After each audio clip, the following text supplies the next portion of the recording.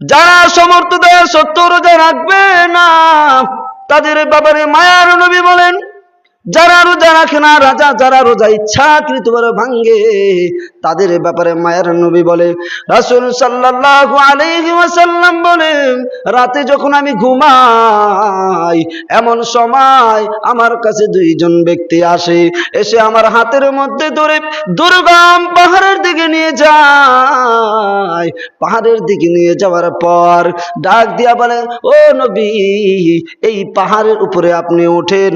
আমি বললাম, না, আমি তো উঠতে পারবো না, আমি এই ভয়ানক দুর্গম পাহাড়ে উঠতে পারি না, আমার বড় ভয়, আমি এই পাহাড় উঠতে পারবো না।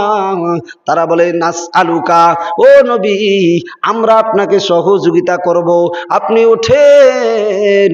আল্লাহর নবী বলেন, তারা আমাকে সহযোগিতা করলো।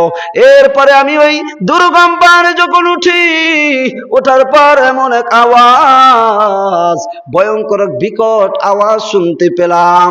কিসের আওয়াজ? এই আওয়াজ কোত্থেকে আসছে? এরপরে যখন তারা বলল, ইয়া রাসূলুল্লাহ, সামনে আগান, ফান্তলাকো, আমার সাথে, তারাও আমার সাথে চললো।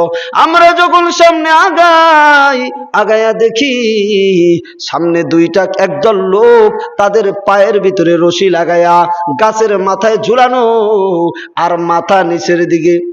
মাথা কোন দিকে? মাথা নিচের দিকে, পা গুলো উপরের দিকে ঝুলানো। আর আমি জিজ্ঞাসা করলাম, এই অবস্থা কেন?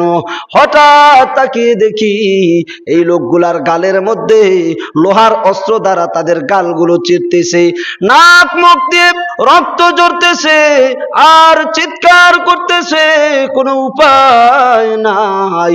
এই লোকগুলো এইভাবে কষ্ট পাইতেছে আর চিৎকার করতেছে, কিন্তু তাদেরকে কেউই রক্ষা করার মতো নাই। এমন অবস্থা যখন দেখলাম, আমি জিজ্ঞাসা করলাম, এরা কারা?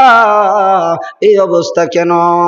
ওই দুইজন বলে, নবী, এরা হইল এই সমস্ত লোক যারা সমর্থ থাকা সত্ত্বেও আল্লাহ তাআলা তাদের প্রতি রমজানের মাসে রোজা ফরজ করেছে।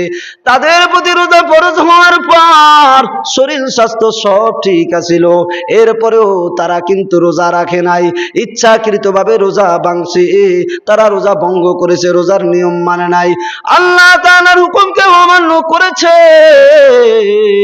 এই জন্য তাদেরকে এই শাস্তি দেওয়া হইতেছে। ও নবী আমার, এরা এইভাবে কিয়ামত পর্যন্ত শাস্তি পাইতে থাকবে, আর তাদেরকে এইভাবে শাস্তি দেওয়া হবে। তাদের গাল ছিঁড়তেছে, মুখ ছিঁড়তেছে, এইভাবে তাদের গাল ছিঁড়তে